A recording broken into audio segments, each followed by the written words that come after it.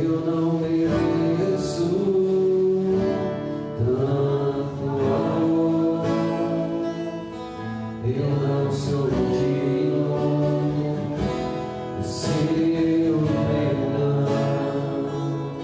A dor que passou eu errei, e o meu Senhor sempre eu adorarei.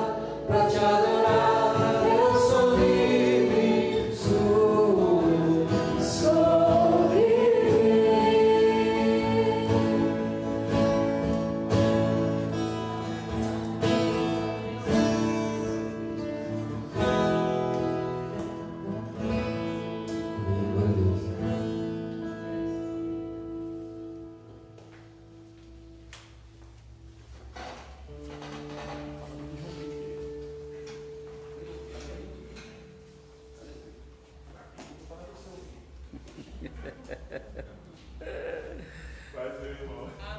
Amém. Ele desligou. Irmãos, vamos fazer a divisão das salas. Os adultos vão ficar com o nosso irmão Vinícius e os jovens vão ficar comigo e o irmão Dinho. Amém? Pode ir para as suas salas.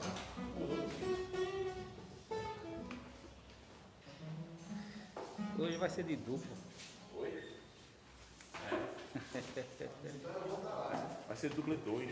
Oi? Vamos?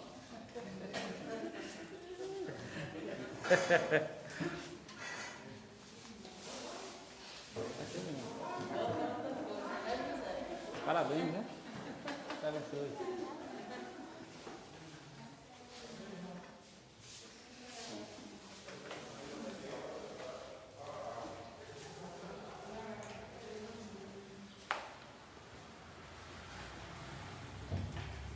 Bom dia, irmãos. Pai do Senhor Jesus Cristo. Amém. Glória a Deus por esse louvor maravilhoso que nos leva à presença de Deus e nos faz refletir a sua grandeza, a sua maravilha e os seus feitos em nossa vida. Esse momento de louvor é um momento que nós devemos buscar a presença de Deus, refletir como Deus é bom de nos proporcionar esse momento juntos como família de Deus para engrandecer o nome dele. Amém? Vamos orar, irmãos, antes de iniciar. Pai, no nome de Jesus, nós te louvamos e te agradecemos, ó Pai, por mais esta manhã na tua presença. Agradecemos, ó Pai, pelo teu Espírito, Senhor, que está em nós e que nos faz ouvir a tua voz como a voz do bom pastor. Agradeço, Senhor, por cada irmão que está aqui, Senhor, meu Pai, que saiu de sua residência e veio, Pai, aprender da tua palavra, ser purificado por essa palavra santa, que a cada dia, Senhor, nos orienta e nos dá o norte na nossa vida com Cristo. A cada dia, Senhor, meu Pai, nos levanta, nos motiva, nos fortalece, Senhor, na nossa caminhada. Precisamos de Ti, Senhor, pois o próprio Jesus disse que sem Ele nada podemos fazer. Apoiados nessa esperança e nessa confiança, Pai, porque sabemos que Tu és fiel, é que continuamos, ó Pai, aprendendo e praticando a Tua palavra, Senhor, com uma verdade absoluta para nossas vidas. Que esse estudo, Pai, nos edifique e nos faça crescer e amadurecer em Cristo, Senhor, para que tenhamos um testemunho fiel e verdadeiro ao que fomos transformados, uma nova criatura, vivendo assim em novidade de vida e testemunhando o amor que Tu tens por toda a humanidade. No nome de Jesus, Pai, que toda palavra que sair da minha boca seja vivificada pelo Teu Espírito e que entre ao coração de todos aqui como uma terra fértil, Senhor, e que possa germinar, ó Pai, e produzir frutos segundo a Tua vontade. No nome de Jesus, Pai, eu te oro. Amém. Irmãos, vamos dar continuidade à lição 12, que tem como tema a interpretação das Escrituras. O texto que vamos iniciar são dois textos. Ele está em Atos, capítulo 8, versos 25 ao 35. Eu vou fazer um pequeno resumo do que vimos semana passada e daremos continuidade aonde paramos, que foi a experiência pessoal deve ser interpretada à luz das Escrituras e não as Escrituras à luz da experiência pessoal. Atos capítulo 8, versos 25 ao 35. Amém. Todos acharam? Diz o seguinte: todos eles, pois, testificado e falado a palavra do Senhor, voltaram para Jerusalém e em muitas aldeias dos samaritanos anunciaram o Evangelho. E o anjo do Senhor falou a Filipe, dizendo: levanta-te e vai para o lado do sul, ao caminho que desce de Jerusalém para Gaza, que está deserta. E levantou-se e foi. E eis que um homem etíope, eunuco, mordomo-mor de Candace, rainha dos etíopes, o qual era superintendente de todos os seus tesouros, e tinha ido a Jerusalém para adoração, regressava e, assentado no seu carro, lia o profeta Isaías. E disse o Espírito a Filipe: chega-te e ajunta-te a esse carro. E correndo Filipe, ouviu que lia o profeta Isaías e disse: entende tu o que lês? E ele disse: como poderei entender se alguém não me ensinar? E rogou a Filipe que subisse com ele e se assentasse. E o lugar da escritura que lia era este: foi levado como ovelha para o matadouro, e como está mudo o cordeiro diante do que o tosquia, assim não abriu a sua boca. Na sua humilhação foi tirado o seu julgamento, e quem contará a sua geração? Porque a sua vida é tirada da terra. E respondendo o eunuco a Filipe, disse: rogo-te, de quem diz isto o profeta? De si mesmo ou de algum outro? Então Filipe, abrindo a sua boca e começando nesta escritura, lhe anunciou a Jesus. Esse texto mostra o diálogo entre um eunuco da Etiópia que escutou a palavra de Deus e trouxe ao seu coração curiosidade sobre essa passagem que Isaías lia, que ele lia em Isaías sobre a pessoa de Jesus. Como ele não tinha um entendimento, ele ficou na dúvida. Ele faz essa pergunta a Filipe, dizendo: de quem ele fala? Dele mesmo ou de outro? E aí entra a questão da nossa lição sobre interpretação das Escrituras. Filipe, já conhecedor da palavra de Deus, conviveu com Jesus Cristo, tinha recebido o batismo do Espírito Santo, e agora ele tem autoridade agora de interpretar esse texto e explicar a esse homem. E aí a palavra no último versículo que nós lemos diz: abrindo a boca e começando nesta escritura, lhe anunciou a Jesus. Nesse momento, Filipe começa a fazer uma exegese do livro que ele estava lendo, a interpretação. Ele dá a interpretação sobre o que Isaías falava sobre o sofrimento de um homem que viria salvar o mundo. Isso aí está escrito em Isaías 53. E começa a anunciar a vida de Jesus para esse homem. Historicamente, esse homem etíope, ele volta para a sua cidade, para o seu país, e inicia a pregação do Evangelho na Etiópia. Esse foi o primeiro homem que levou o Evangelho à Etiópia, segundo a explanação que Filipe trouxe para a sua vida. Então nós vemos como a interpretação das Escrituras ela é importante para a vida dos cristãos.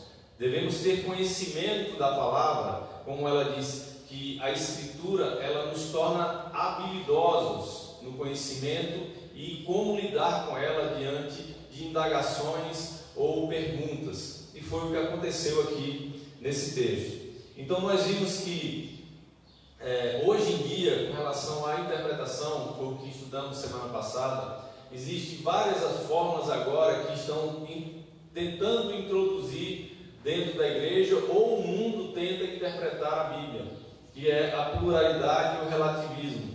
Nós vemos que a pluralidade é um conjunto de ideias onde cada um pensa de uma forma e que o relativismo ele é algo que não existe verdade absoluta. Não é? A minha verdade não é a sua verdade, cada um vive de acordo como quer. E Isaías 53 também fala sobre isso, dizendo que todos eram como ovelhas desgarradas e cada um seguia o seu caminho. Por isso a vinda de Jesus, para apacentar essas ovelhas e colocar um caminho só que pudesse chegar a Deus, porque nós estamos falando da pessoa do Senhor. Então vimos que esses pensamentos, essas teorias de pluralidade e relativismo não se encaixam na vida do cristão. O cristão ele tem um pensamento que é colocado pela Bíblia. A palavra de Deus nos orienta de como devemos pensar sobre esse ponto da espiritualidade, de como conhecer a Deus. E o próprio Jesus, ele retira esse pluralismo e esse relativismo. Ele diz: eu sou o caminho, a verdade e a vida. Ninguém vem ao Pai senão por mim. Então ele coloca como um único caminho, ele coloca o único que tem a vida eterna, ele coloca como aquele que é a fonte de todo o conhecimento de Deus.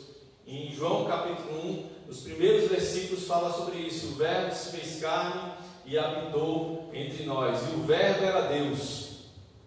Então nós vemos que o único que pode conhecer Deus na sua totalidade é o próprio Deus. Por isso que Deus nos concede o outro Consolador, o Espírito Santo, para que nós pudéssemos começar a entender Deus, conhecer Deus mais profundamente, porque o próprio Deus se revela a nós. Então, a interpretação da palavra de Deus, ela tem que fazer parte do nosso conhecimento, para que nós possamos realmente passar a mensagem real e verdadeira da Bíblia para o mundo, né? Então nós vimos sobre hermenêutica, eu falei exegese com relação a Filipe, mas a palavra hermenêutica, que ele fez a hermenêutica do texto com o etíope, a disciplina que trata da interpretação das Escrituras. Então essa é uma disciplina da teologia que nos ajuda a entender os textos bíblicos da melhor forma. Ela tem quatro objetivos: remover, descobrir, compreender e aplicar. Nós vimos que ele remove o abismo histórico e cultural existente entre os escritores bíblicos e nós, leitores e intérpretes da atualidade. Então ela tira esse espaço, independente do tempo que foi escrito, dos costumes que foram escritos, ela nos dá uma luz com relação a entender qual o objetivo daquela carta ou daquele livro que o autor escreveu para a posteridade. Compreender o significado da mensagem que o autor original pretendeu transmitir para os seus leitores e descobrir o significado do texto no contexto em que foi escrito e fazer a aplicação legítima do mesmo para o dia de hoje em nossa presente situação. Não desmerecendo os outros, mas eu acho o mais importante de todos com relação à aplicabilidade. Não adianta nós removermos o abismo ou intelectualmente entender para quem o autor escreveu ou qual foi o objetivo daquela carta, ou compreender tudo aquilo que o autor quis dizer naquele texto e não trazer na aplicação. É como Jesus mesmo ele fala, ele diz que aquele que ouve a minha palavra e as pratica esse assemelhá-lo-ei àquele que edificou a sua casa sobre a rocha. E já quando ele fala sobre o outro que não pratica, que não coloca em prática, ele assemelha aquele que edificou a sua casa sobre a areia. Então, quando você não tem prática daquilo que você aprende, você se torna frágil. As situações da vida, as adversidades da vida vão minando sua vida e termina lhe derrubando, termina afastando você da presença de Deus. Então, a aplicação da palavra, ela para mim é uma das mais importantes nesse contexto aqui da hermenêutica, trazer para a aplicação tudo que nós aprendemos. Vimos também sobre princípios gerais da interpretação, né? E hoje vamos falar sobre experiência pessoal, deve ser interpretada à luz das Escrituras e não as Escrituras à luz da experiência pessoal.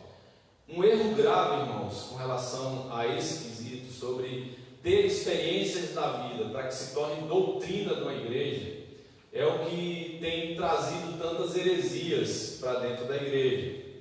Eu posso dar exemplos como Benny Hinn, teve aquele que ria, que batiza o Espírito Santo de várias formas, Kenneth Hagin. Nós podemos ver que eles tiveram algumas experiências e fundaram igrejas baseadas nessas experiências, onde eram situações que aconteceram na vida da igreja primitiva e que eles tornaram doutrina. E isso é um erro, porque frustra pessoas, porque como são experiências, uns vivem e outros não. Lá um ministério que segue muito a pregação de Kenneth Hagin e usa também Benny Hinn e tantos outros que são nessa vertente de pregadores, eles acham que o batismo do Espírito Santo não é aquilo que você recebe quando aceita Cristo. O batismo do Espírito Santo tem a evidência obrigatória de falar em línguas, e isso a Bíblia não ensina. Existiu experiências no início do escrito de Atos sobre pessoas que recebiam, ou quando se recebia Cristo, eram batizados no Espírito Santo e falavam em outras línguas. Mas isso não era uma regra para toda a igreja. Foram experiências citadas na Bíblia, mas que o batismo do Espírito Santo, na sua essência, é o revestimento de poder quando você entra na igreja, quando você agora é a igreja. Jesus entra na sua vida, você se converte, se arrepende dos pecados e começa a caminhada com Cristo. O revestimento vem do poder, como diz aqui, aquele que vai te ajudar e consolar na tua vida, e esse te dará poder para vencer o pecado, para vencer todas as tentações. Ele não significa que ele trará um dom específico espiritual na vida do cristão de imediato. Isso é algo que, segundo a vontade do Espírito Santo, com um propósito e objetivo, ele dá esse dom aos homens. E aí são vários dons: o dom de profecia, dom da palavra de conhecimento, palavra de sabedoria, dom de cura, dom de milagre. E não só um dom, é de acordo com o propósito que o Espírito Santo, ele crê, ele vê que precisa a igreja está necessitando daquele dom para que haja crescimento, para que haja edificação, e aí o Espírito Santo, ele dá o dom a alguém ou a pessoas. Então não são experiências que vão firmar doutrinas. Às vezes crentes querem usar suas experiências pessoais como norma geral ou doutrina válida e aplicável para todos. Equivocadamente aproximam-se das Escrituras com um pressuposto das experiências e procuram interpretar o texto à luz do fenômeno pessoal que viveu. Nesse caso, o sentido do texto não é determinado pela intenção do autor bíblico, mas pela experiência do leitor. Fazer tal coisa é um grave erro de abordagem das Escrituras. Para você ver como é grave essa questão de experiências, os testemunhas de Jeová, o seu líder, né, John Smith, ele teve na cabeça dele, na vida dele, ele teve uma experiência. Não sabemos se foi Deus ou se foi o demônio, porque pelos frutos conhecereis a árvore, pelos frutos nós assimilamos que com certeza não veio de Deus, porque levou a outra religião totalmente descaracterizada da Bíblia. Mas essa experiência que esse homem teve levou ele a criar uma religião, e uma religião que leva muitas pessoas ao engano.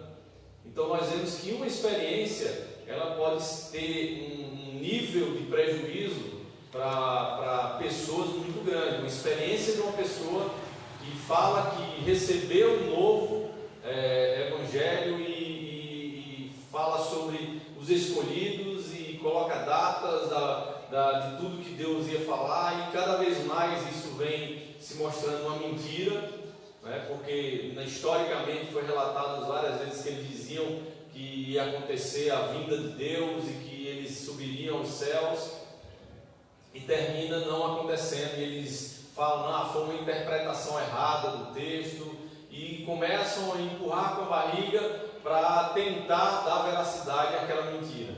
Então experiências, elas podem ser muito maléficas na vida das pessoas, trazidas como doutrina. Pode falar. Como eu não estou ouvindo continuamente assim, eu fico em casa doido para participar. Mas, irmão, o irmão falou logo uma explicação anterior sobre a aplicação da palavra. E para mim também eu acho essencial na vida do cristão, né?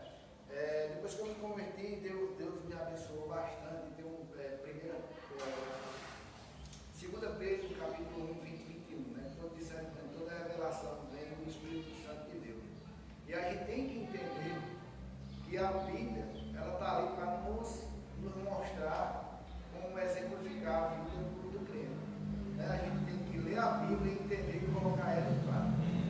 Aí o irmão logo explicando aí no 3, né, as experiências, que se a gente for para as nossas experiências, tem uma porcentagem alta de dar errado.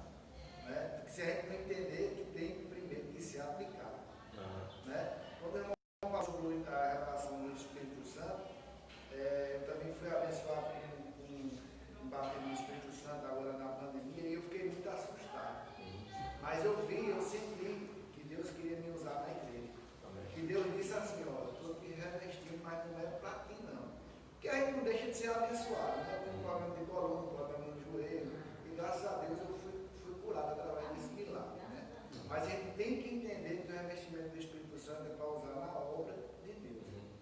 Né? Também. Só corrigindo, e a gente vai entrar novamente no que a Bíblia fala sobre doutrina, né? Você recebeu o batismo do Espírito Santo no dia que você se converteu. Sim. Eu creio que, pelo que você está falando, você recebeu um dom, alguma coisa diferente do batismo do Espírito Santo, porque o batismo do Espírito Santo é o penhor e o selo na sua vida, é a garantia da sua salvação, certo? E é o revestimento de poder, né? Deus, desde o início que lhe converteu, quer você trabalhando na obra. Não foi o dom que você recebeu que mostra que você quis trabalhar na obra, não. Aquilo tudo, essa experiência espiritual fez você reavivar algumas coisas que muitas vezes estavam dormentes, certo? Faz você criar uma visão mais, a experiência do primeiro amor, né? Você fica mais desejoso de trabalhar na obra, e isso tudo que você falou mostra como a doutrina ela é importante, porque ela é a base, e é isso que nós vamos ver daqui a pouco sobre doutrina. É o alicerce, para que nós possamos identificar tudo o que acontece em nossa vida à luz da Bíblia.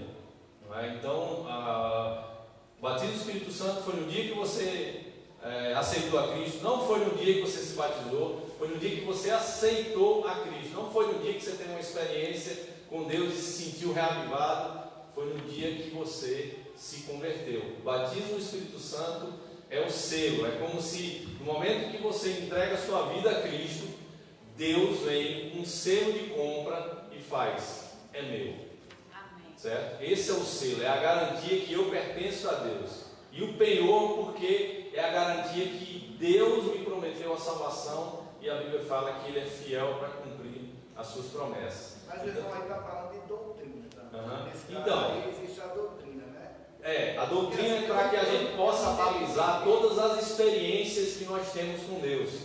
Se a doutrina ela vai contra alguma experiência, então é porque essa experiência tem que ser analisada, assim, colocada entre parênteses, certo? Então, se a doutrina ela fala, e aquela experiência que eu tive com Deus, ou alguma experiência que eu tive na minha vida espiritual, ela está acolhida pela doutrina, então essa experiência foi uma experiência verdadeira com Deus. Se a minha experiência ela não tem base da doutrina, ou ela foge de alguma coisa da palavra de Deus, então eu tenho que colocar ela de lado e analisar melhor se realmente essa experiência que eu tive realmente foi com Deus. Esses que eu citei, né? Na cabeça desses homens, Benny Hinn, Kenneth Hagin, eu não estou dizendo que eles não são homens de Deus ou que erraram, tiveram intenções boas com relação ao Evangelho. O verbo da vida eu aprendi muita coisa boa com relação à Bíblia, mas eu estava num erro. Por quê? Porque o meu comportamento estava sendo baseado em uma experiência de um homem, certo? E aí quando eu comecei realmente a estudar a Bíblia e conhecer realmente a doutrina da Bíblia, porque lá eles não ensinam doutrina, eles ensinam muito experiências, certo? Eles baseiam tudo que a Bíblia fala em experiências. E aí é onde está o erro. Então, o que eu quis falar para você aqui foi corrigir pontos para que você não coloque experiências como a base. Porque você estava fazendo isso. Você estava assim, eu recebi o batismo do Espírito Santo na pandemia. Não, você não recebeu o batismo do Espírito Santo na pandemia. Você recebeu quando você nasceu de novo. Não, eu entendo, o irmão está falando de doutrina de igreja, né? Porque existe um embate ainda, porque o pessoal diz que você aceitou Jesus, você batizado nas águas, é uma instrução que o próprio Jesus também, né, já faz com João Batista, e que esse batismo do Espírito Santo ele é um revestimento, né? Existe ainda esse embate, né? Assembleia, eu não sei se eu estou certo nas palavras, mas deve ter tipo conhecimento, né? Então, o que assim, eu também volto atrás em 2 Pedro 20:21, que eu aprendi não, né? Deus me revelou, que eu entendi, que eu deixo ser usado por Ele. Ele vai me mostrar. Alguma coisa que eu fique em dúvida entre uma igreja e outra, ou entre um estudo e outro, ou uma pregação de um pastor e outro, que é onde nós temos um norte, né? Mais claro que o nosso norte verdadeiro é a Bíblia. Eu até comecei isso com o irmão no particular, que eu gosto de ler a Bíblia. E peço a Deus de coração que Ele me revele. Né? Depois eu tirar uma dúvida de alguma coisa. Então, assim, eu também tenho essa dúvida, sabe? Mas eu sempre digo, quando Deus me revelar, já que Deus me revela. Porque às vezes a gente escuta uma coisa, aí depois escuta outra. Escuta uma coisa, escuta outra. Está entendendo? Então, eu deixo na mão de Deus. Eu acho assim, que o batismo do Espírito Santo, no sentido, é um revestimento. Você já se rendeu a Jesus, você tem um selo do Espírito Santo. Mas que o batismo é um revestimento. Você vai... Então, quando só para... Estou tentando esclarecer para você refletir. Não é tentando mudar a tua opinião. Não, certo? Se eu colocar o revestimento de poder, o batismo do Espírito Santo, como algo que... como você colocou assim, algumas igrejas que elas são neopentecostais ou pentecostais, eles colocam isso como uma experiência. Eles colocam isso que é algo que alguns sentem. A primeira coisa que muitas vezes os pentecostais, né, fazem, você é batizado no Espírito Santo? Aí você diz, se você tem a doutrina de que você recebe o batismo do Espírito Santo juntamente com o novo nascimento. Mas você fala em línguas? Eles conciliam sempre o dom espiritual com o batismo do Espírito Santo. Tem pessoas que nunca vão falar em línguas, mas são as pessoas que mais evangelizam, são as pessoas que mais ajudam, porque existe um outro dom espiritual chamado o dom de misericórdia. Então, será que só porque esse não tem uma evidência de começar a falar em línguas estranhas, eu não recebi o revestimento de poder? Será que é porque eu toco uma pessoa e ela não é curada naquele momento, eu não tenho o revestimento de poder? Porque o revestimento de poder, ele está mais para santificação e constância da vida cristã do que nesse tipo de ser usado nesses dons espirituais, certo? O revestimento de poder é para lhe manter firme na sua caminhada com Cristo, com comunhão com Deus, crescimento com a pessoa de Cristo. Então, está relacionada à questão de você se tornar forte para combater todas as adversidades e situações que vêm contra a sua vida. Amém? Pode falar, Ana. Irmão Vinícius, então eu penso assim, né? Existem pessoas que estão na igreja há muitos anos e essa pessoa não ganha muita alma para Deus, não tem aquele dom de ganhar alma, porque o dom dele é outro. Pode ser assim. Não. Porque já Todas as pessoas, pregar o Evangelho não é um dom. Pregar o Evangelho é o amor. É você amar as pessoas porque você foi amada por Deus. Entendeu? É dizer assim, eu fui liberto do pecado, eu fui liberto da minha vida pregressa e eu vejo todas as benéficas de Deus para a minha vida. Então, por eu ver tanto amor derramado em minha vida, eu quero dar a oportunidade àquela pessoa de conhecer também esse Deus, esse homem Jesus que veio e me trouxe o Evangelho, as boas novas, para que eu pudesse ser salvo. Salvo de quê? Salvo da ira vindoura do Senhor, certo? Então, a pregação do Evangelho, ela é colocada assim, como dom. Eu entendi a forma de dizer, como se fosse falar em outras línguas, o dom de cura. Não, o Evangelho, pregar o Evangelho, não depende assim de um dom específico. Você pode fazer isso a qualquer hora e a qualquer pessoa, né? O propósito dele é levar a salvação. A pessoa é Deus, né? Convencer a pessoa é Deus. Você recebeu do Senhor aquele conhecimento para levar esse amor a outras pessoas, né? Dom é como se fosse uma bênção. Aí nesse ponto, sim, esse pregar o Evangelho é um dom, porque a gente recebeu essa bênção da salvação e leva a outras pessoas. Com relação ao dons espirituais, aí eu quero separar isso deles para que não ficar como se fosse uma coisa especial. Não, só pessoas que pregam o Evangelho são especiais. Eu não tenho esse dom, né? Não, todos nós que nascemos de novo, que temos o Espírito Santo, temos o dom de pregar o Evangelho. Algumas pessoas, e aí tem uma forma diferente de pregar, certo? Se você colocar um evangelista para pregar, o dom ministerial do evangelista, ele tem uma facilidade de expor o Evangelho de uma forma que convence milhares de pessoas de uma vez. Nós vimos esse dom de evangelista, quando Pedro, logo depois de Pentecostes, ele fala em converter 3.000 pessoas. Isso foi o dom ministerial de evangelista, porque eu creio que o apóstolo, ele tinha todos os dons em uma pessoa só, certo? O apóstolo, logo no início da igreja, ele tinha um dom de profeta, ele tinha um dom de pastor, ele tinha um dom de evangelista, ele tinha um dom de mestre. Ele incorporava todos aqueles dons numa pessoa só. Por quê? Deus, dessa forma, estava criando a igreja.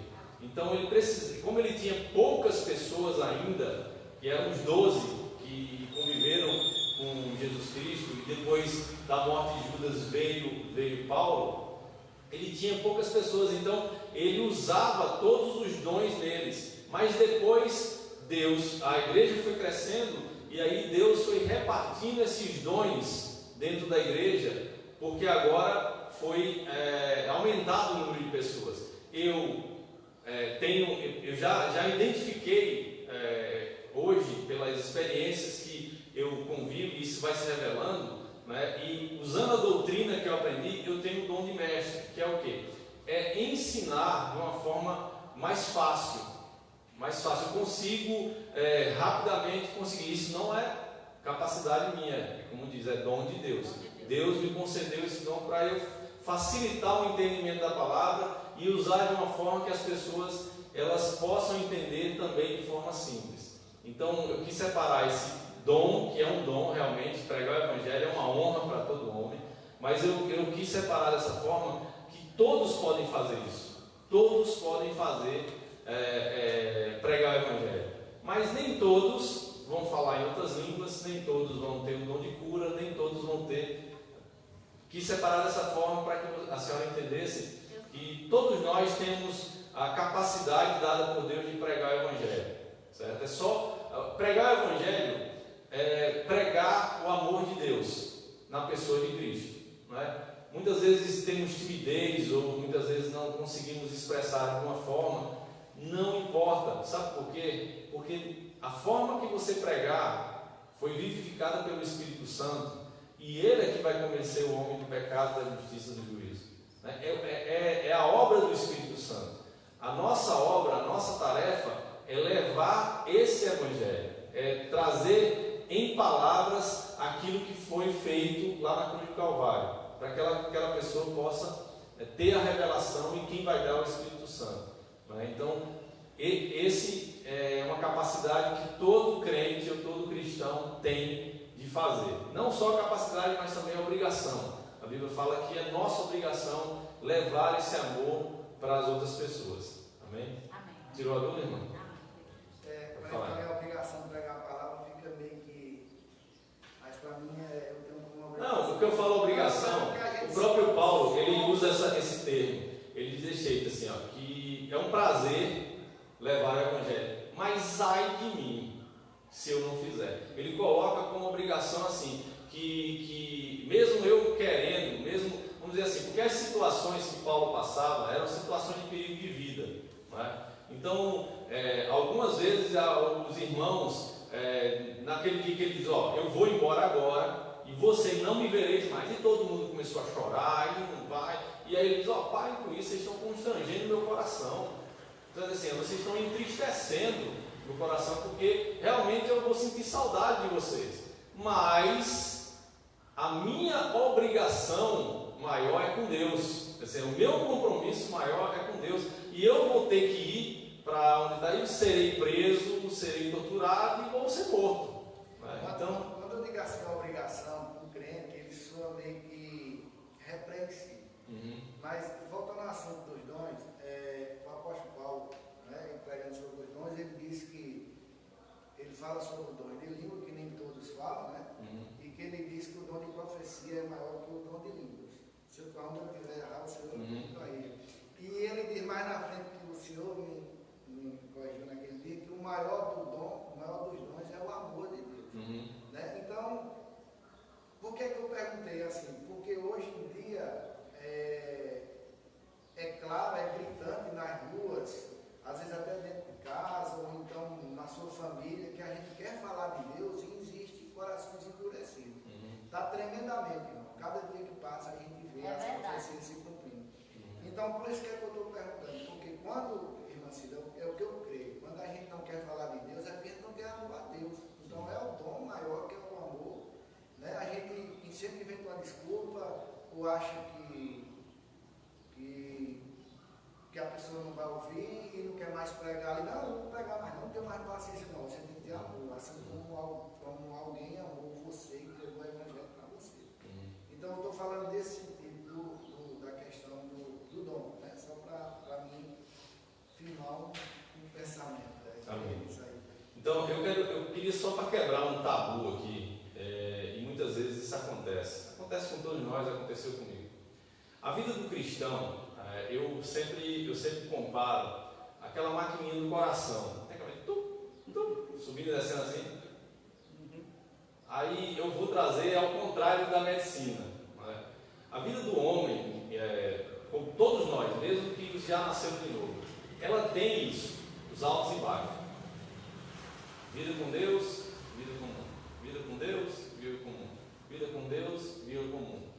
Quando ela se torna instável no mundo, é ruim, mas para nós é o bom. É quando nós morremos. Fica aquela linha reta. Essa morte, ela, teoricamente, conceitualmente, ela acontece no novo nascimento. Deus instituiu que nós agora morremos para o mundo e agora vivemos para Cristo. Mas quando vamos para a prática, para o dia a dia, isso aparenta que não, porque a gente uma hora está servindo a Deus, uma hora está servindo ao mundo. E aí onde vem aquele texto de Paulo: o bem que quero fazer, se não faço, o mal que não quero fazer, se faço, miserável homem que sou. E no mesmo livro de Romanos ele fala e faz essa pergunta: se realmente vós morrestes em Cristo. Então, para que a gente possa vivenciar o Evangelho, a Bíblia fala que nós temos que mortificar a nossa carne, parar com esse subindo e descendo aí. E isso vai ser o tempo que vai levar. Por isso que a Bíblia fala assim: ó, aquele que começou a boa obra, esse há de aperfeiçoá-la até o dia da vinda do Senhor Jesus Cristo. Quando nós vemos, nós nos impressionamos com a vida de muitos pregadores como Billy Graham, né, e tantos outros que leram 200 vezes. Eu li um texto numa rede social, uma mulher, um homem que leu 200 vezes a Bíblia, e aí disse, como o último desejo de sua vida, estava bem próximo, ele disse que eu pudesse ler mais uma vez, né? Então é um nível na vida desse homem que cria uma admiração de outros cristãos. Como foi que ele chegou a isso? Foi mortificando cada vez, cada dia aquela pontinha que subia de vida humana dele diminuía até o ponto que ele realmente mortificou a sua carne e agora vivia para Deus totalmente. Então, eu sempre falo assim, ó, na minha oração, que Deus traga através do ensinamento da palavra edificação e maturidade. O nome desse missionário é George W., é um alemão. Uhum. Mas eu não lembro qual é a data que ele chegou a ele aparecer. Né? Ele Não, nesse post não falar sobre isso. Mas a mensagem aqui é que o ponto que eu quero chegar é que o amadurecimento na vida com Cristo, esse amadurecimento é traduzido com relacionamento com Deus, nos faz cada dia mais não querer fazer a nossa vontade. E que quando fazemos e falhamos com Deus, parece que o mundo caiu sobre a sua cabeça, não é? Da decepção que você trouxe para Deus com relação a isso. Eu sou muito sincero, irmãos, quando eu falho com Deus, a primeira imagem que eu vejo é Satanás chegando na presença de Deus, e a Bíblia fala com esses acusadores dos nossos irmãos. Está vendo aí? Caiu na mesma coisa. E aí a vergonha que você, assim, que não estou dizendo que Deus vai ter vergonha na presença de Satanás, mas assim, é como se Satanás ficasse chacotando da paciência de Deus, da misericórdia de Deus, da benignidade de Deus, por ainda crer no ser humano. Porque é a função de Satanás, né? Então, mas aí você imagina tudo isso. Então, a nossa vida, quando você falou assim, aí eu quero o ponto da sua frase. Quando nós não pregamos, é porque não temos amor a Deus. Não é? Esses altos e baixos, irmãos, e é um perigo muito grande. Experiências aqui próximas do que aconteceu na nossa própria igreja. Essa autossuficiência, ou se autodenominar santo demais, né? Isso pode trazer, é um perigo para a vida do cristão, né? A Bíblia fala assim, ó, submetei-vos, pois, a Deus, resisti ao diabo e ele fugirá de vós. Ele está falando não de santidade sua, ele está falando de humildade diante de Deus, reconhecendo aonde você está e até que ponto você pode chegar, reconhecendo suas falhas, suas limitações e suas debilidades. Depois que você se submete a Deus, quer dizer assim, o Senhor é que toma a frente de tudo, é o Senhor que está à minha frente. Ele se resistir ao diabo e ele fugirá de vós, porque eu estou me submetendo àquele que pode vencer o diabo. Ninguém aqui, como homem, pode vencer o diabo. A Bíblia já fala que os anjos, eles têm maior poder que nós, em força e entendimento.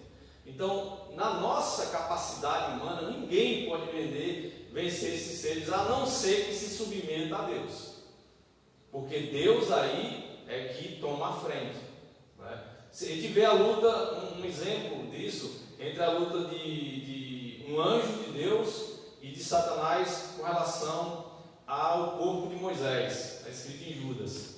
E o anjo, ele repreende Satanás através de Deus, e Deus te repreende, né? Porque existia a hierarquia angelical nisso aí. Eu estou entendendo. Então, quando nós, assim, ó, nós não, aquele que nós, ele está passando por um momento, esses pontos assim, ó, porque nós todos vamos ter altos e baixos na nossa vida até chegar à maturidade e começar realmente a dar valor à palavra de Deus com relação à transformação na sua vida e ter cuidado mais com o seu comportamento, assim, transformando a nossa mente para que nós possamos conhecer qual seja a boa, agradável e perfeita vontade de Deus. Então esse é um processo, boa, agradável e perfeita. Nós começamos conhecendo a boa, depois a agradável e depois começamos a conhecer a perfeita. E aí, nesse processo de transformação, que são degraus, a boa, agradável e perfeita, né, nós começamos a ser transformados e começamos a mudar e sermos mais criteriosos até nas pequenas coisas. Mas esse critério das pequenas coisas, ele tem que ser colocado sobre nós. Romanos 1 e o capítulo 2, nós falamos isso na semana passada. Deus acusa a humanidade de toda perversidade. Ele chega no capítulo 2 e ele diz: cuidado se você for fazer isso também. O mesmo que está falando das perversidades do mundo, apontando que Deus condenou, que todos eram dignos de morte. Quando ele chega no primeiro versículo do capítulo 2, ele diz: ó, cuidado se você for fazer isso, porque você vai errar do mesmo jeito, né? Então nós precisamos ter uma atenção e sermos misericórdia. O que é misericórdia? É você ser condescendente com o pecado ou com uma frieza espiritual? Não. Misericórdia é ter paciência. Deus, por isso que a Bíblia fala assim, ó, ninguém tem a volta de Cristo por tardia, mas Deus, que não quer que nenhum se perca, está tendo longanimidade. O que é longanimidade? É paciência divina. É maior do que uma paciência normal. Por quê? Porque Ele sabe que se já tivesse enviado a Cristo, Ele teria perdido muitos filhos que iriam se salvar, ou se iriam se arrepender, ou que estavam frios e que voltaram ao primeiro amor. Não é? Como diz lá nas cartas às igrejas, ele diz assim, ó, vê onde tu caiu, volta, dizendo assim, você perdeu o primeiro amor, volta para o teu primeiro amor. Então, nós precisamos ter essa visão de existem etapas da nossa vida que nós estaremos frios, quentes, até o momento que isso vai diminuir, essa oscilação vai começar a diminuir, nós vamos ser mais constantes, e a Bíblia fala sobre a constância espiritual. Nós vamos ser mais constantes com relação ao nosso comportamento diante de Deus, diante das tentações, diante de Satanás, diante do mundo. Nós vamos ter uma constância, e a palavra de Deus é que nos vai dar essa constância, só que isso leva tempo, para alguns mais rápido, de acordo com o seu compromisso, e de acordo com o compromisso mais lento, né? Vai depender do quanto você se dedica. Uma vez, irmão Chato, que está na vez só para mim, então a palavra não é amar a Deus, é um esfriamento. Isso pode acontecer, certo? Porque no momento que eu me mantenho ainda no Evangelho, eu demonstro que estou numa luta. Irmãos, todos nós iremos essa luta, irmãos. Todos nós iremos a luta. Eu já tive tempo aqui de estar aqui na igreja, aqui, ó, pregando, mas eu estava frio. Eu estava frio espiritualmente. E esses estudos, olha como é interessante a palavra de Deus. momentos que eu estava pregando, ou no meu comportamento normal em casa, ou na minha vida, eu estava frio. Mas no momento que eu me mantive firme, estudando, honrando a palavra de Deus, honrando a obra de Deus, aquilo foi me trazendo de novo o primeiro amor. É verdade. Aquilo foi reavivando a chama. Então, quando o mais importante é como diz Martinho, acho que foi Martinho Lutero que num post que eu vi, ele disse: não importa como você vai chegar ao fim, importa que você chegue ao fim, porque o prêmio da coroa da vida está para aquele que for fiel até o fim. Você pode chegar lá todo ralado, todo arranhado, todo machucado, mas você foi, não, eu vou arrancar um pedaço meu. O pecado vai querer arrancar de mim todo o meu comportamento cristão, mas eu vou permanecer na igreja, eu vou permanecer com Deus até chegar no fim. E se passar pelo crivo de Deus, é porque perde sim. Então, e é Deus que vai colocar esse crivo, é Ele que julga, não somos nós. Muitas vezes nós vemos pessoas que estão frias espiritualmente, e aí com nossa autossuficiência, essa igreja está ficando fria, esse irmão aí está pregando isso e só prega isso e tal, então eu vou abrir a minha igreja, porque nenhuma igreja ela me merece.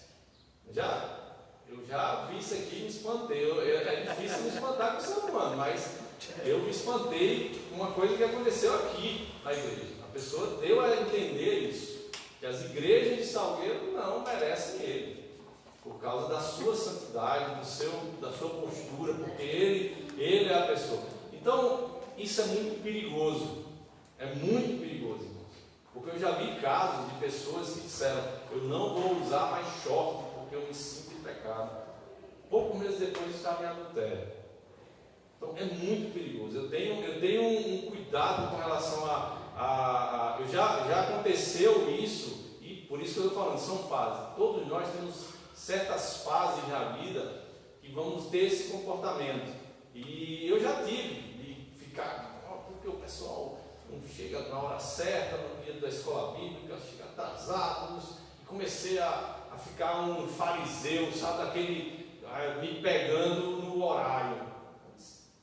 Aí depois Deus veio começar a me mostrar isso, que eu estava errado nisso aí, que Deus é que trata com cada um, não sou eu. Eu posso chegar e trazer uma palavra de exortação: meu irmão, o horário é tal, vamos começar nesse horário certo, porque é um compromisso com Deus. Eu podia chegar e exortar aquele irmão, mas não ficar na minha mente condenando e inflamando algumas outras pessoas contra aquela pessoa, porque não estava no meu nível de santidade, não é? Entendeu? Então são coisas assim que o que eu quero trazer não é que eu quero ser condescendente com situações de pessoas que estão falhando ou que estão frias espiritualmente, mas eu quero trazer à nossa mente a nossa condição de homem, cada um. Todos nós somos limitados. Nunca queira ou se ache mais santo do que outra pessoa. Você deve olhar: cara, ela está passando por isso, eu já passei. Por isso que a Bíblia fala, tem esse texto, que a tribulação gera paciência, a paciência gera experiência, e a experiência gera esperança. Quando eu passei por situações de esfriamento na minha vida, aquilo me fez refletir e fazer uma introspecção mais séria sobre minha vida, para que eu pudesse mudar.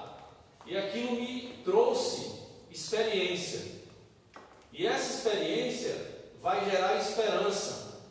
E eu creio, irmãos, que o que eu estou falando hoje aqui é para trazer essa esperança para pessoas que estão frias espiritualmente, porque a minha experiência fez com que mostrasse que Deus não desiste de nós nunca. Amém. Graças a Deus. Que Ele sempre vai estar ao nosso lado, buscando que a gente volte ao caminho. Por isso a parábola das 99 ovelhas e a que se perdeu. Ele deixa as 99 que estão tudo bem com elas, estão no aprisco, estão alimentadas, estão com água, e vai buscar aquela perdida. Então mostra que o valor das 100 ovelhas para Deus é o mesmo, daquela que está longe ou toda aquela que está perto. Então, se Deus dá esse valor, e Deus é santo, puro, perfeito, nós somos, como o próprio Paulo fala, miseráveis homens que sou diante da sua santidade, né? E ele se importa porque nós, que somos miseráveis, esses homens, não damos esse valor a essa alma. Então eu não quero, e a palavra que eu quero, eu não quero humanizar o Evangelho. A palavra humanizar, que eu tento mostrar aqui, é não ser condescendente. Eu conheço o defeito dele, então eu vou passar a mão na cabeça. Não, eu não quero humanizar o Evangelho. Eu quero colocar na mente de todos que estão aqui, para refletir que todos nós estamos sujeitos a falhas, né? Então, só pegando o gancho que o irmão falou, quando eu não evangelizo, não significa que eu não estou amando a Deus, significa que eu estou passando por um período de esfriamento e que Deus, de acordo com o tempo, com o propósito do amadurecimento e da transformação, Ele vai transformar aquela pessoa. E se eu ver isso, a melhor forma, e quiser acelerar esse processo, é orar por ele. Senhor, eu estou vendo meu irmão frio no Evangelho, não está mais louvando, não está indo mais à igreja, não tem mais comunhão com os santos, já vi ele falando de uma forma que não é coerente com o cristão. O Senhor, através do Espírito Santo, faça com que ele volte ao primeiro amor. É a melhor forma, porque você fala com quem vai resolver, não é? Ele vai falar diretamente com quem vai resolver e Deus vai começar a tratar. Irmãos, eu digo isso pela experiência que eu tive quando eu me desviei. Eu era, no caso, aquela ovelha que estava perdida e que em um dia eu cheguei e orei para Deus: Senhor, não, Espírito Santo, não desiste de mim. E desse dia para frente, Deus estendeu a sua mão, me achou lá naquele monte, com frio, com fome, com pecado, e me trouxe de volta para o seu aprisco. Levou um tempo até eu me recuperar de todos os males que o mundo tinha trazido para a minha vida. Os costumes, o jeito que eu falava, algumas coisas foram mais rápidas, outras foram mais lentas, mas o que eu quero trazer à reflexão é isso, é que nós precisamos ter um olhar para o nosso irmão que está passando por situações de esfriamento ou que está distante de Deus, de uma forma de trazê-lo de volta. Porque se nós olharmos como os fariseus, como dizia assim: João Batista fazia jejum e não bebia, o teu mestre é um comilão, beberrão e se senta com pecadores e publicanos. Imagine se começarmos a ter esse tipo de comportamento. Nós estaríamos criticando Jesus, né? Condenando as pessoas. Mas foi para isso que Cristo veio. Por isso que a gente não pode também desistir de ninguém. É muito fácil desistir, né, das pessoas quando elas se afastam do Evangelho. Não podemos desistir, mesmo que seja só em oração. Lembrar daquela pessoa e Deus: Senhor, aquela pessoa está afastada, que o Senhor conceda a graça de trazê-la de volta, que ela tenha uma reflexão da sua vida e veja que está afastada do Senhor e que volte aos seus caminhos. É a melhor forma de fazermos isso. Então, só para a gente chegar no que você falou, né? Como você trouxe, eu pontuei algumas coisas para a gente ter uma visão melhor do que é o amor de Deus na nossa vida. Porque muitas vezes condenamos os outros, mas quando caímos queremos o amor de Deus, queremos o perdão, não é? Porque quando caímos, pequei, Senhor. Teve dia, irmãos, que eu quando falhava com Deus, eu tenho sempre o meu devocional a primeira coisa a fazer no dia é orar a Deus, não fazer nada antes disso. E quando eu falhava um dia antes, eu ficava envergonhado. Tinha síndrome de Adão, tentava me esconder, ficava fugindo, vinha na minha mente assim a orar. Mas Senhor, fiz isso ontem, estou envergonhado. Eu já estava orando a Deus, não sabia, no meu instinto de justificar, porque para mim, no momento que eu me ajoelhasse ali na minha cama, era a presença de Deus, eu estaria diante de Deus, ali diante do trono de Deus, e aquilo ia me consumir de vergonha. E aí a nossa carne não gosta dessa situação, o nosso ego, o nosso eu, ele não gosta dessa situação, de estar envergonhado, por causa da nossa justiça, certo? Então, Tiago ele fala sobre sabedoria e justiça humana, é animal e diabólica, né? Então, eu ficava resistindo, mas aí o Espírito falava, dizia, nunca fique afastado de Deus, porque é você que está afastado dele, não ele de você. Você é que falhou, você é que tem que pedir perdão, você é que tem que se humilhar. Humilhai-vos perante a potente mão de Deus e Ele vos exaltará.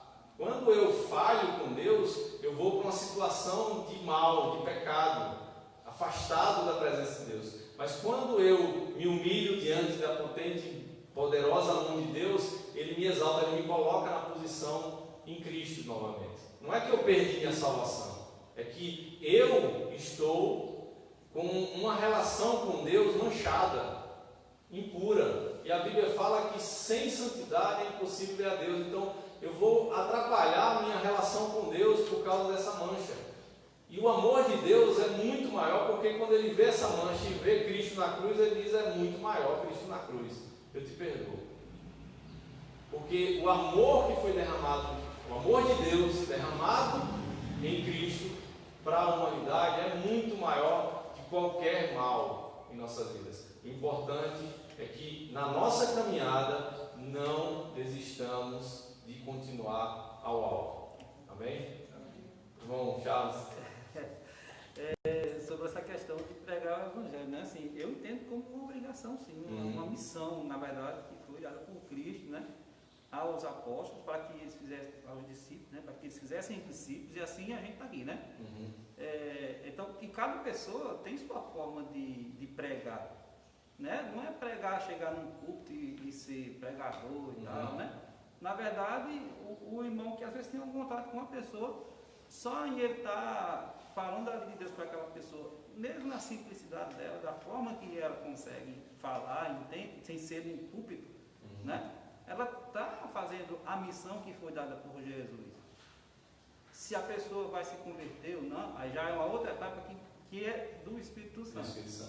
Né? Cada um vai fazer a sua função. Às vezes a pessoa fica querendo medir se conseguiu ganhar almas para Jesus ou não. Essa não deve ser a preocupação. A preocupação tem que ser, eu estou fazendo a missão que Ele me deu, né? E a Bíblia fala assim, se Deus te envia para que você livre o sangue daquela pessoa e você não faz, esse sangue será requerido de tua mão, né? Então, eu entendo os dois pontos, como eu falei assim, você vê a obrigação como uma coisa muito impositiva, né? E a obrigação, no sentido que nós estamos falando, é que é uma missão, como o irmão falou. Uma missão para um soldado, ele não questiona e ele não vai assim, ver o perigo, ele tem que cumprir.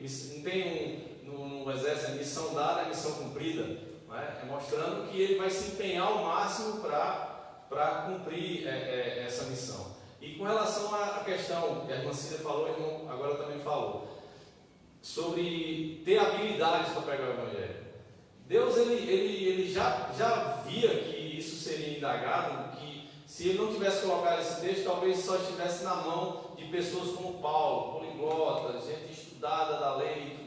Mas ele disse, eu peguei as coisas loucas desse mundo para confundir as sábias, as que não são, as vis para confundir as que são. Ele pega pessoas que não sabem ler, as pessoas que são cheias de limitações muito maiores que as nossas com relação a status social, a questão financeira, a questão de corpo, de tudo, e coloca para pregar o Evangelho. Então ele mostra que não são como ele fez com Davi. Ele diz, não meça quem eu vou ungir pelo externo, mas eu provo os corações.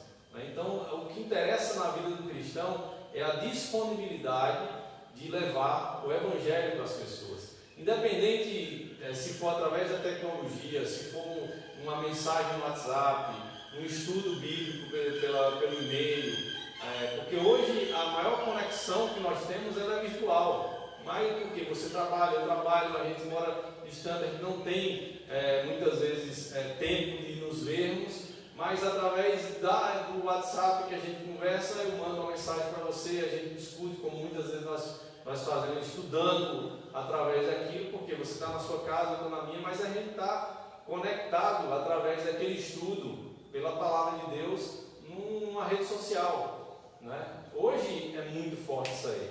Então a gente pode evangelizar e hoje muito mais, porque eu não preciso estar na sua presença para levar uma mensagem. Não, mas a questão, como eu citei no início, só uma explicação, só para tentar fechar o pensamento. Quando a pessoa diz assim, não que eu estou voltando atrás na palavra, porque eu até abençoado com a explicação do irmão. Quando uma pessoa realmente não serve a Deus, ele não fala de Deus, ele não prega, e a pessoa vê que a vida está totalmente fora porque a Bíblia diz que Jesus veio para todos, né? Nós que era seu. E aí essa pessoa ama a Deus? Não, primeiro ela nem se converteu, porque para você servir a Deus você tem que nascer de novo.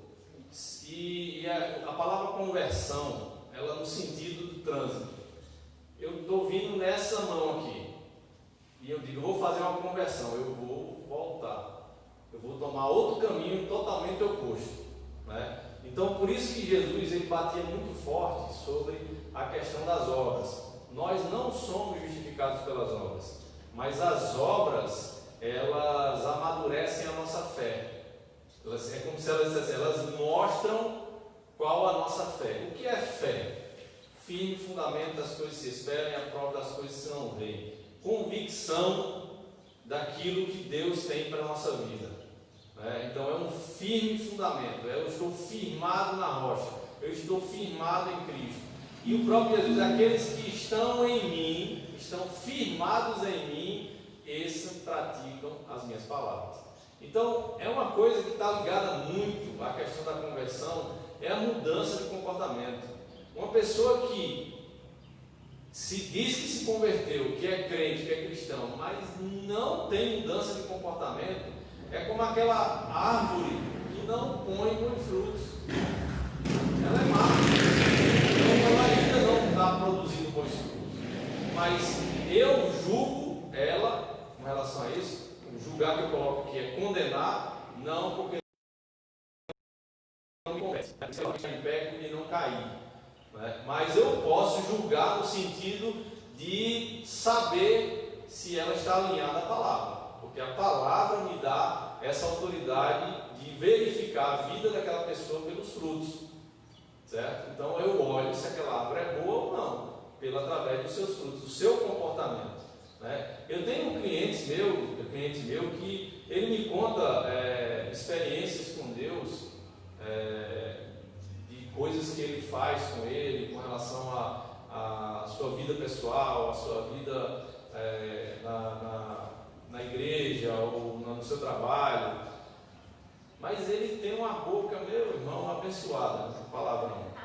E aí chega a me choca assim, né? Quando ele fala pelas coisas que ele me fala da Bíblia, mas eu vou julgar ele, eu vou condenar ele nisso, né? Eu não vou condenar ele, eu vou julgar pela palavra. Só que eu vejo que ele é um cristão. Ele deixa de ser cristão porque está falando esse palavrão? Não, eu não estou sendo condescendente, eu estou entendendo que ele está num processo de transformação e que nessa área ele ainda é falhoso e que Deus precisa tratar nessa área. E Deus vai tratar no período da sua transformação, um determinado período da sua vida. Tem que botar o TI, botar os aparelhos. Exato. Então, aí vai mudando. Então, são essas análises que nós devemos fazer, e tudo isso baseado na doutrina, baseado no conceito que realmente que é aquele que é o nosso alicerce, que foram colocados por Jesus e colocados pelos apóstolos, a doutrina dos apóstolos e a doutrina de Cristo. E aí, voltando ao tema, que a gente não saiu do tema, mas expandimos outros assuntos, com relação a experiências que não podem se tornar doutrinas. Equivocadamente, aproximam-se das Escrituras com o pressuposto das experiências e procuram interpretar o texto à luz do fenômeno pessoal que viveu. Nesse caso, o sentido do texto não é determinado por a intenção do autor bíblico, mas pela experiência do leitor. Fazer tal coisa é grave erro de abordagem das Escrituras.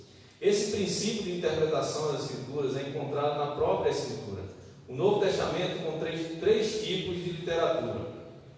A narrativa, que foi, aqui nós vemos o exemplo, o livro do Evangelho de Lucas, onde ele pega experiências ou pessoas vivenciaram com Cristo e começa a transcrever fielmente a tudo quanto ele escutou. Então ele está narrando os fatos com relação a tudo que aconteceu com pessoas, com a pessoa de Cristo, com os seus discípulos, ele está transcrevendo.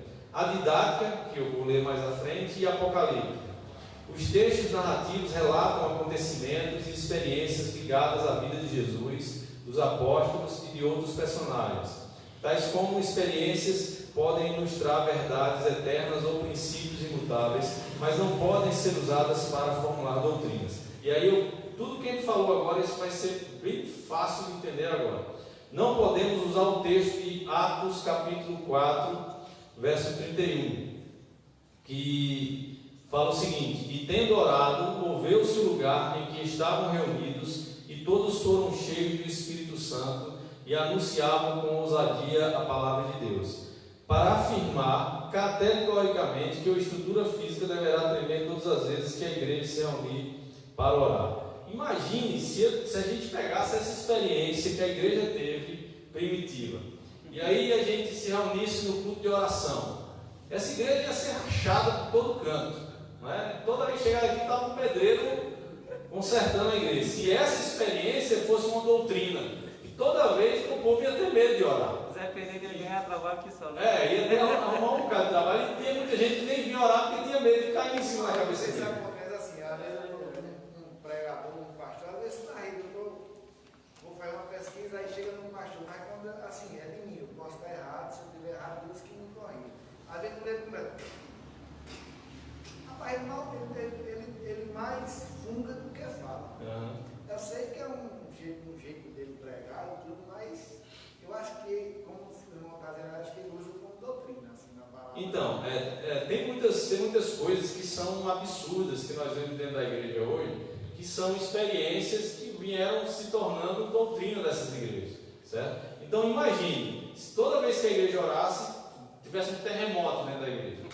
Aí, e se não tivesse? Eita. E aí? Deus não ouviu as nossas orações. Vamos orar mais, tem que tremer o chão aqui. Então, nós não podemos trazer experiências, são experiências bíblicas, está escrito na Bíblia. Então, se isso não acontecesse, ou fosse colocado como doutrina e não uma narrativa, se não acontecesse o mesmo, iria se conceituar que as orações não foram ouvidas e não teriam efeito, se não tremesse o chão. Se essa experiência fosse colocada dentro da igreja como doutrina, no momento que eu orasse e não tremesse o chão, pronto, Deus não ouviu não. Imagine. Vamos orar mais e não iria acontecer, porque foi um acontecimento, uma experiência que houve na igreja. Outro exemplo, não podemos usar a passagem de Atos capítulo 5, verso 1 ao 11, que fala sobre aquela disputa de Ananias, Safira e Pedro, né? que eles disseram que tinham vendido um terreno por um preço e que tinham dado tudo e eles estavam escondendo essa parte. É uma das mais usadas, né? Aí então, aqui ó, para ensinar que Deus vai punir com a morte todas as vezes que alguém mentir na igreja. Pelo amor de Deus. Né? Então imagina o cara tá aqui ó, e para se safar de uma situação lá fora, mente. Morreu. Opa, ela dizia, ó, mentiu, Deus já passou a espada. Não é? Isso são coisas, ó, por incrível que pareça, irmãos, isso são experiências da Bíblia e que muitas vezes as igrejas pentecostais, colocam como se fosse não doutrina, mas como se, e vai acontecer realmente, ó, se fizer isso, ó, lá na Bíblia teve esse exemplo e vai acontecer. Cuidado, né? como fazer a interpretação desse texto? Vamos usar a nossa lição para fazer isso. Como fazer?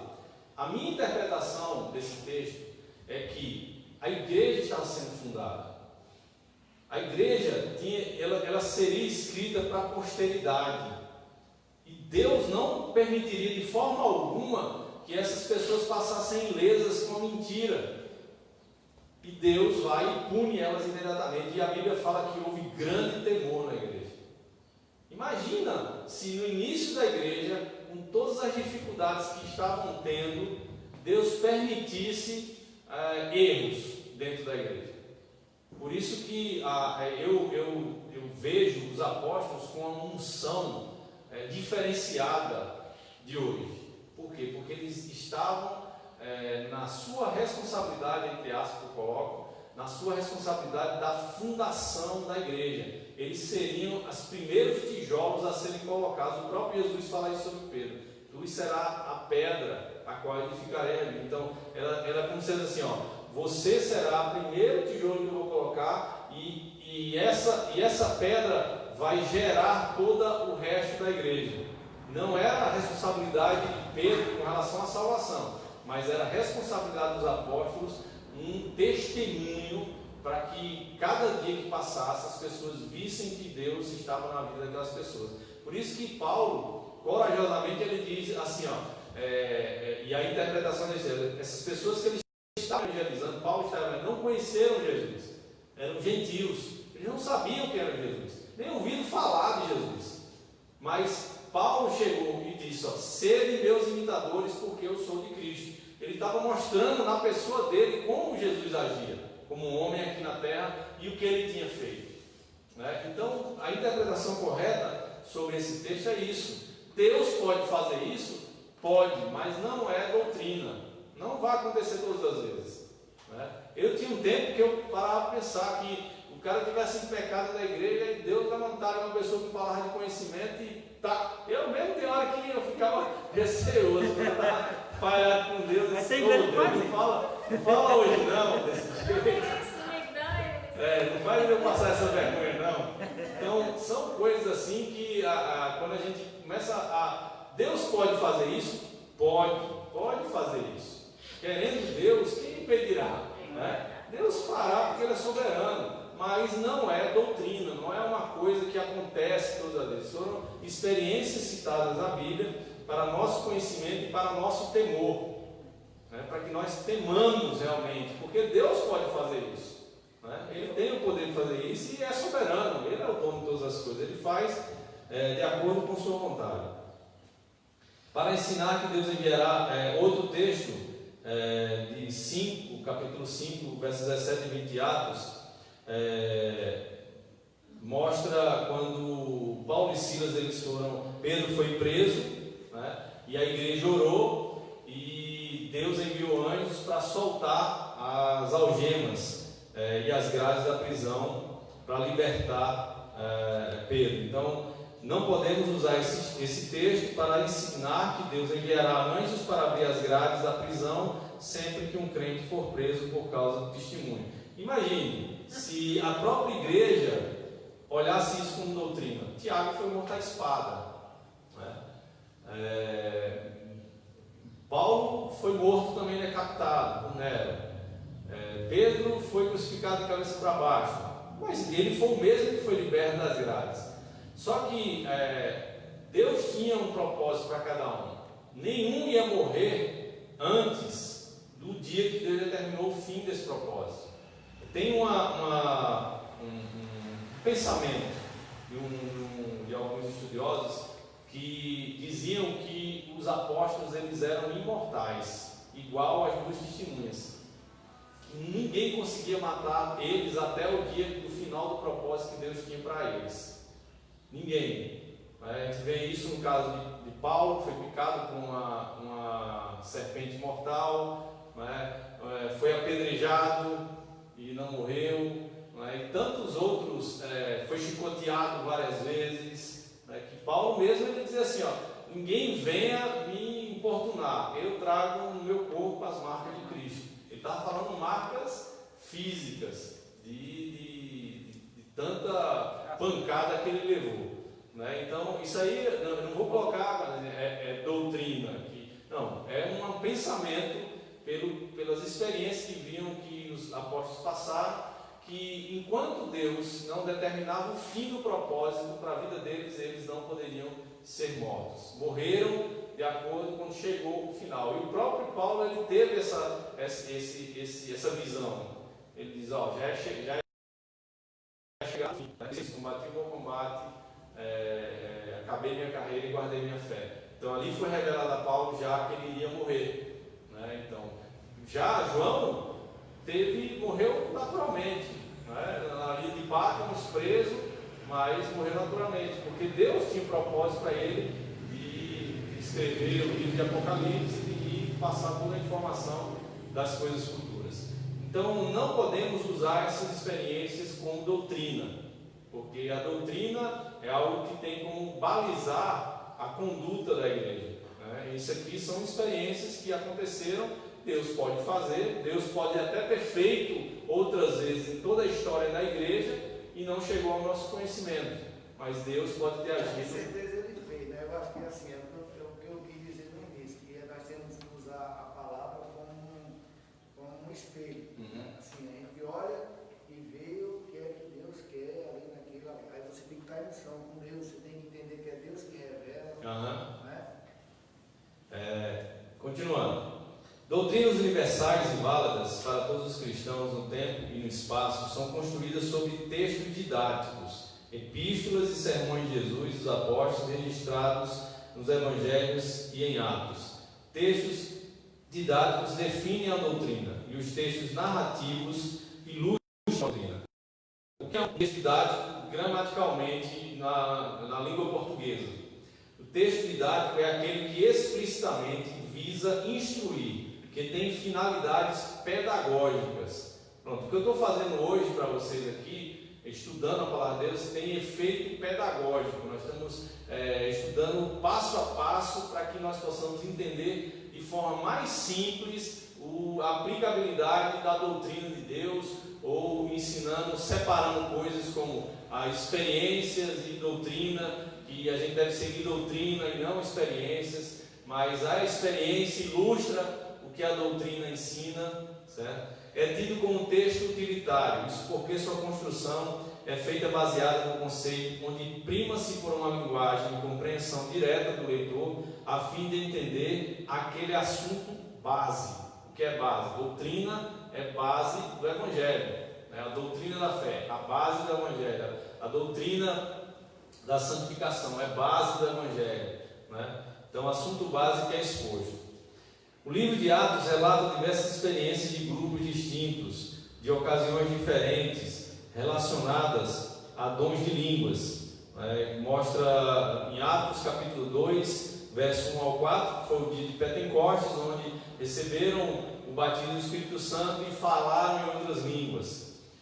Não podemos construir o ensino acerca do tema pautado nessas expectativas. A doutrina relacionada ao dom de línguas deve ser formulada primariamente nas passagens de 1 Coríntios, capítulo 12 e 14, que ali fala, um capítulo anterior ao capítulo 13 de Coríntios, que fala sobre o maior dom deles, que é o amor, e ali ele expõe a doutrina dos dons espirituais.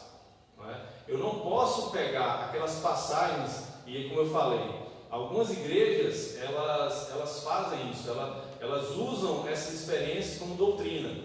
As pessoas recebiam o Evangelho e aí eram batizados no Espírito Santo e falavam em outras línguas.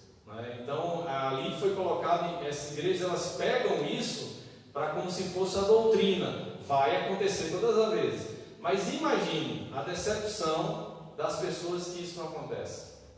A frustração. Então, eu nasci de novo. Então o Espírito Santo não está em mim. E a Bíblia fala que aqueles que são de Deus têm o Espírito Santo. Então eu não sou de Deus. Imagine se eu começo a colocar essas experiências como doutrina na minha vida. Se a Bíblia fala nessa experiência que quando eu aceito a Cristo, eu sou batizado no Espírito Santo e falo em outras línguas. E aí eu não falo em outras línguas. Como é que eu vou saber se eu sou batizado no Espírito Santo? Pelo Espírito Santo eu não consigo ver. Aí, lá na Bíblia, lá na frente, diz desse jeito: quem não tem o Espírito de Deus, não é de Deus. Então, eu não sou de Deus. Então, olha a confusão que gera na cabeça das pessoas e a frustração dessas experiências serem colocadas como doutrina. Por isso que a doutrina correta é que aquele que aceita Cristo, ele recebe o selo. Sabe por quê? Porque a Bíblia lá em Romanos diz que nós somos comprados por um alto preço. Então, quando eu digo que eu sou selado, eu fui comprado por Deus, eu tenho o Espírito Santo, porque a Bíblia fala que ele é o selo de Deus na minha vida. É o selo de compra. Esse é meu.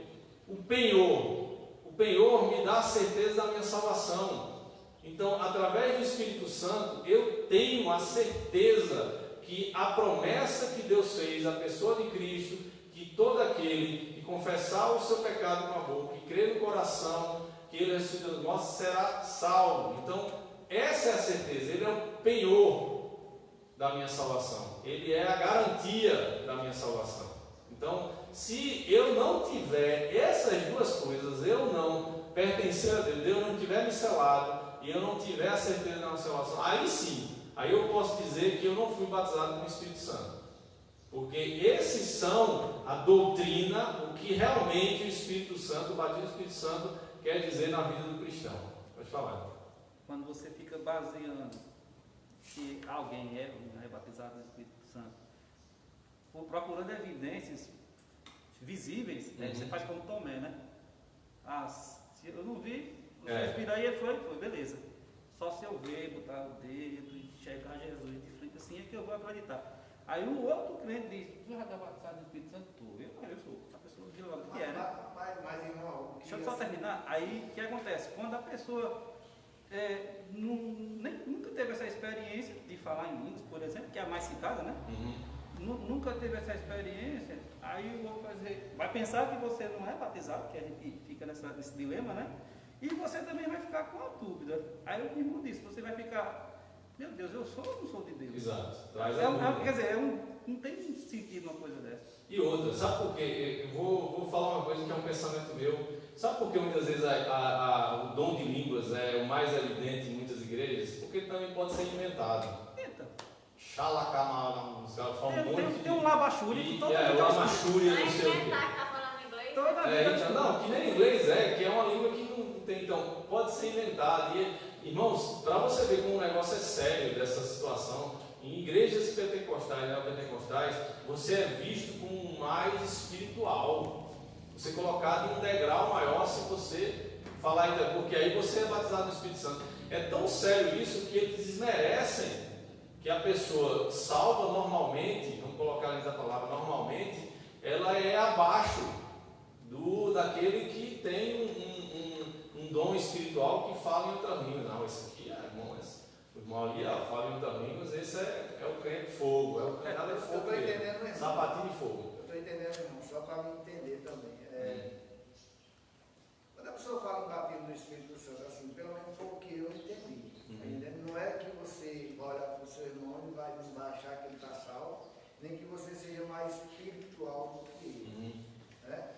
Mas assim, o que é ser espiritual? É aquele que busca mais a Deus?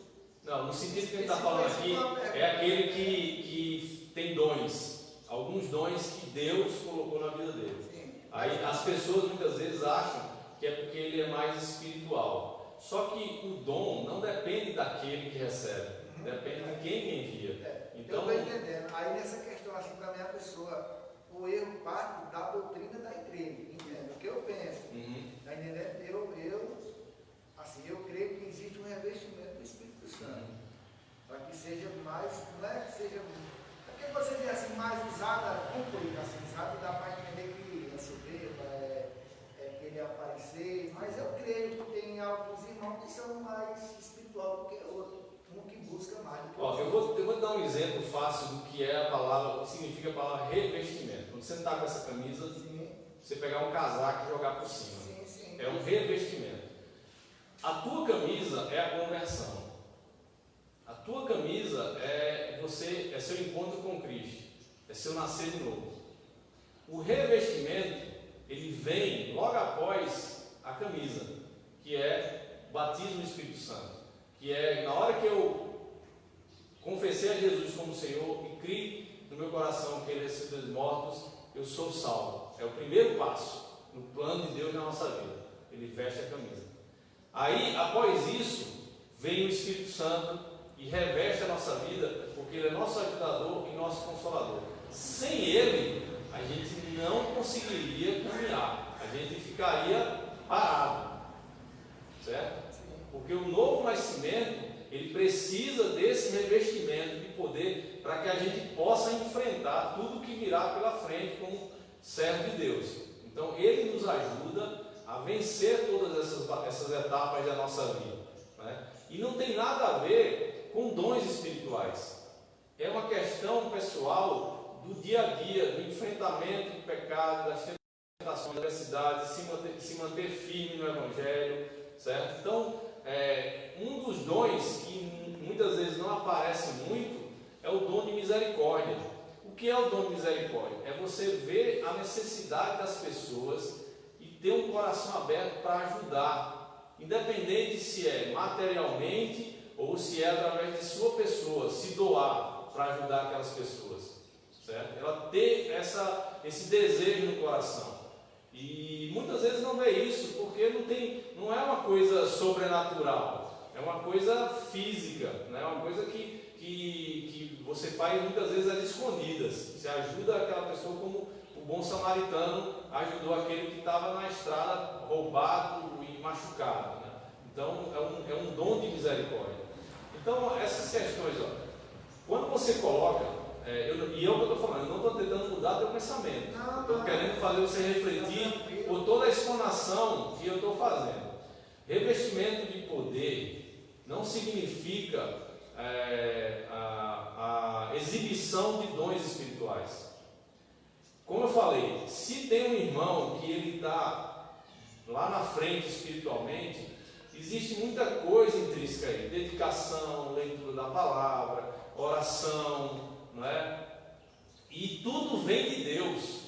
Nunca vai ser através do seu esforço. Você simplesmente está se esvaziando. Por isso que a Bíblia fala assim, que para que a gente se encha do Espírito Santo, a gente tem que se esvaziar. Ele diz: aquele que quer vir após mim, negue-se a si mesmo. Então, se esvazie, para que o Espírito Santo encha a nossa vida. Mas o que eu quero dizer aqui, irmão, é que não fique a mensagem de que o que eu esteja dizendo, que quem tem um batismo do Espírito Santo, ele vai achar que o irmão não é salvo, porque aí ele já é um degrau, já conta menos na espiritualidade dele, né? Ele já não está indo com, ele já está indo contra a doutrina da palavra. Eu estou dizendo assim, está entendendo? Eu também não estou aqui querendo levantar um irmão que diz que é batizado no Espírito Santo, porque aí se ele já acha que está sendo só o fato de eu chegar e colocar o nome, por eu ter um dom, se eu sou batizado no Espírito Santo, já está errado a frase. Não tem nada a ver uma coisa com a outra, certo? Todos nós somos batizados no Espírito Santo. Essa é a doutrina que tem que se colocar na nossa vida. Todos nós somos batizados, nós somos separados, nós somos comprados e endereçados ao céu através do Espírito Santo. Porque se não tiver o Espírito Santo, não tem nenhum nem o endereço certo, nem o selo da compra, nem o novo nascimento. Se não tiver o Espírito Santo, tudo isso não valida. Ele é como se fosse o validador da nossa experiência com Cristo do novo nascimento, né? Então isso sim é a doutrina. Se eu sou batizado no Espírito Santo e o Espírito Santo me concede um dom, aí é outra coisa. E não é porque tu é mais espiritual do que o outro. Não é isso. É porque o Espírito Santo escolheu, porque ele dá a quem ele quer. Lógico que ele não vai dar um vaso sujo, certo? Ele vai dar um vaso limpo. E todos nós somos vasos limpos, somos vasos de honra, mesmo com nossas falhas. Mas as nossas falhas são corrigidas diariamente pela compaixão e misericórdia de Deus. Quando nós falhamos, Ele nos limpa. Mas aí eu entendo, irmão. Eu entendo que é tanto que eu sou fã mesmo do apóstolo Paulo, né? Não sei se pode usar essa palavra, porque Paulo era totalmente inimigo de Deus, perseguia, matava, e Deus usou isso aí. Tremendamente.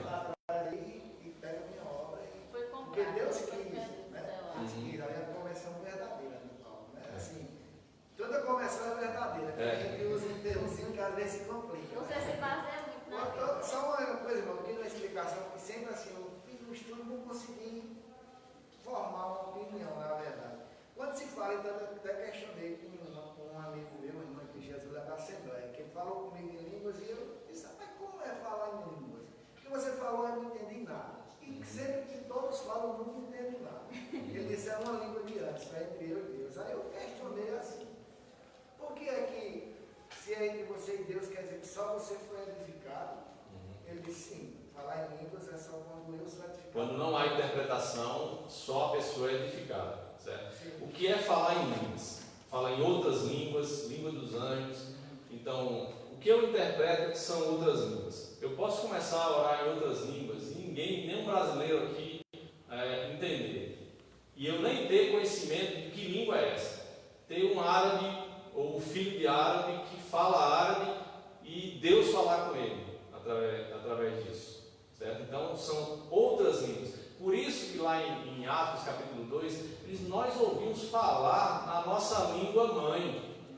Entendeu? Então eram pessoas de outros países e que talvez os apóstolos, ou aqueles que estavam envolvidos no momento lá do Pentecostes, nem estavam sabendo o que estavam falando, mas aqueles que estavam escutando, que era a língua mãe deles, eles escutaram, nós escutamos eles glorificarem a Deus, entendeu? Eles começaram a entender, certo? Então, o falar em outras línguas tem essa a finalidade de um intérprete, né? Se não houver intérprete, então você é edificado, seu espírito é edificado, porque sua mente ela não vai compreender, ela não está compreendendo, a não ser que Deus lhe dê a interpretação.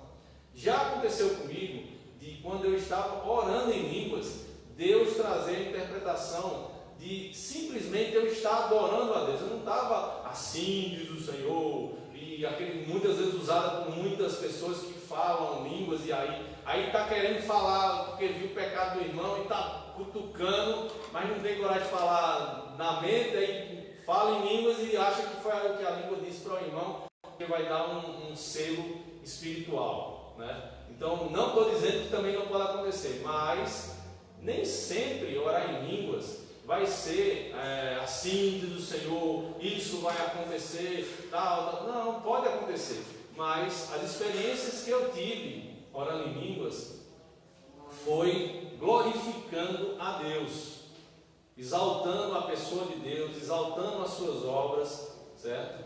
Então a gente precisa, por isso que a Bíblia fala sobre culto racional, você precisa entender realmente como se acontecem as coisas, apesar de elas serem espirituais, mas Deus nos dá o discernimento racional para entender essas coisas. Por isso que Ele explica na Bíblia, por isso que é didaticamente estudada a Bíblia, para que nós possamos ter um entendimento que possamos repassar, né? É um entendimento racional para que possamos repassar para outras pessoas. Na pregação também, Deus dá o discernimento dele entender. Pode, as pessoas podem ter esse discernimento, porque Deus ele concede também a interpretação. Mas aí diz, se não houver intérprete, que você ore sozinho. Mas aí Paulo ele faz uma advertência, é melhor eu falar com entendimento do que ficar só falando em outras línguas que ninguém vai entender. Porque aí eu estaria edificando só a mim e não a outros. Ô irmão, né? Pode falar. Uma coisa, meu irmão, Paulo exige que tenha um intérprete que possa entender, né? O Espírito Santo foi enviado à Terra, não é para falar a língua dos céus, né? Ninguém sabe como é a língua dos céus, só que depois que a gente morrer, né? As línguas que ele se referia eram a língua de outros países, né? Que a gente possa entender, porque quando Deus manda um missionário para o exterior, é que o Espírito Santo possa nos capacitar, porque não é a gente que vai abrir milagres, sim o Espírito através da gente. Amém. Né? Amém. Vamos dar continuidade para a gente encerrar aqui às 11 horas. A parte tão pequenininha, né? Olha o tanto que está demorando mais que a aula toda. Então nós vimos aqui que princípio que se aplica hoje para quaisquer experiências com Deus, pois elas precisam ser avaliadas à luz das Escrituras e não ao contrário. Então as experiências têm que ser avaliadas pela Bíblia e não as experiências que avaliam a Bíblia. Não pode ser ao contrário. O propósito primário da Escritura não é aumentar, isso aqui é tremendo, não é aumentar o nosso conhecimento, é transformar nossas vidas. Quando o Espírito Santo supervisionou o registro das Escrituras, sua intenção foi que aprendêssemos e praticássemos o que elas nos ensinam. Segundo a afirmação da própria Bíblia, Deus registrou no Antigo Testamento os erros e fracassos do povo de Israel para que não agíssemos da mesma forma. 1 Coríntios 10, 6 a 11 diz: e estas coisas foram-nos feitas em figura, para que não cobicemos as coisas mais como eles cobiçaram. Não vos façais, pois, idólatras, como alguns deles, conforme está escrito: o povo assentou-se a comer e a beber e levantou-se para folgar. E não nos forniquemos, como alguns deles fizeram, e caíram num dia 23.000. E não tentemos a Cristo, como alguns deles também tentaram, e pereceram pelas serpentes. Está lá em Números capítulo 21, 6. E não murmureis, como também alguns deles murmuraram e pereceram pelo destruidor. Ora, tudo isso lhe sobreveio como figuras, e então estão escritas para aviso nosso, para que já são chegados os fins do século. Então, quando ele fala figuras, ele mostra como exemplos. Isso foi mostrado na Bíblia como exemplo, para que a gente não siga esses exemplos e caiamos nos mesmos erros dos antepassados. Ou seja, diferentemente deles, devemos dar evidências que fomos transformados pela palavra de Deus. O novo nascimento provoca isso em nós. Satanás conhece muito bem a Bíblia, por isso citou para Jesus o Salmo 91, verso 11 e 12, quando tentou levá-lo à desobediência ao Pai. Alguém já disse que Satanás passaria em qualquer exame de teologia. Vemos então que é possível ter muito conhecimento bíblico sem nenhuma transformação de vida. Então, Satanás tem todo o conhecimento da Bíblia, mas para usar para o mal, nunca para usar para o bem. No entanto, as Escrituras nos foram dadas a fim de modelar as nossas vidas. 2 Timóteo 3, verso 16 e 17 diz: toda a Escritura é divinamente inspirada e proveitosa para ensinar, redarguir, para corrigir, para instruir em justiça, para que o homem de Deus seja perfeito e perfeitamente instruído para toda boa obra. Então mostra qual o objetivo da Bíblia e qual o efeito que ela causa na vida do homem, para que ele seja perfeito e perfeitamente instruído para toda boa obra.